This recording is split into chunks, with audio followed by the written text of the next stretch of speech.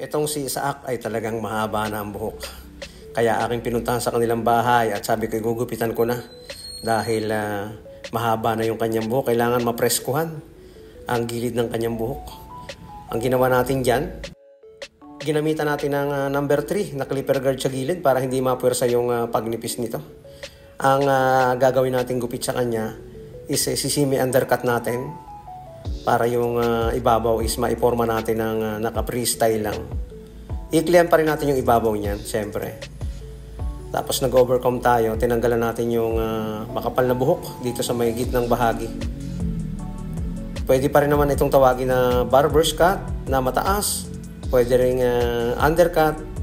Pero para sa akin ito ay semi-undercut dahil itinaas natin yung buhok sa ibabaw. Pag sinabi kasing literal na undercut, yung buhok sa ibabaw hindi na masyadong binabawasan. Kapag ibinabayan, halos umaabot dito sa may puno ng kanyang tenga. Ginamitan natin yan ng 1.5 na clipper guard and then gagamit tayo ng 0.5 na clipper guard sa gilid para balanse yung kanyang pagnipis.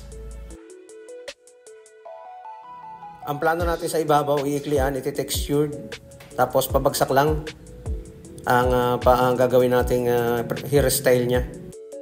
Pero pwede pa rin i-one side, depende na kung ano yung gusto niyang hairstyle. So, ang ginawa natin dyan, gumawa tayo ng lineup. At medyo ninipisan na natin yung patilya para kapag tumubo isa hindi mauunang kumapal yung patilya. Ipipade lang natin ng konti pero mababa lang para magmukha pa rin siyang barber's cut yung gilid at hindi masyadong mataas yung pagkakapudpud niya. Tinatawag ng iba na low taper kapag kinikiskis yung patilya. Pero kahit ano man yung katawagan ninyo sa gupit na tulad nito, okay lang yan. Ang importante is maayos at maganda yung maging outcome ng ganitong klase ng gupit. Retouch lang tayo, pwede tayong gumamit ng 0.5, 1 guard, depende na kung ano yung kapal na babawasan natin, kung gano'n lang yung nipis na matitira. So yun, inahitan na natin, linisin natin yung parting noo niya, pero dapat pag naggawa tayo ng lineup, hindi madama yung mga normal na buhok, dapat yung mga sobra-sobra lang para hindi mataas ang pagkakaahit nito. Ayun malinis ng tingnan. Maayos pa rin at usong-uso pa rin yung mga gupit na tulad ng ganito. Na kahit noon pa man marami nang nagpapagupit.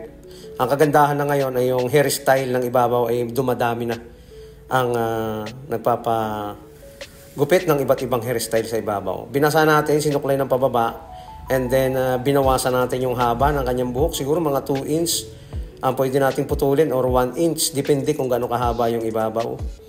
Ayan Pwede na yung ganyan lang kahaba bago natin i-texture yung dulo. Ang importante kasi sa pag-texture ng buhok ay nababawasan yung bigat ng buhok. Naipoporma ng maayos, nai-design ng maayos. Pwede sa one side, pwede sa brush up, at pwede sa pabagsak ang buhok. Sa mga kabataan na tulad nito, okay na okay yung pabagsak dahil hindi pa naman sila laging nag-aayos ng buhok. Ayun, nagmukhang binata si Isaac. Poging-pogi na sa kanyang bagong hairstyle. Pwedeng semi-undercut or pwedeng mataas na barber's cut ang itawag mo sa ganitong gupit. Sa ibabaw, kahit anong gusto mong iporma dyan, ang ginawa lang natin, pabagsak lang.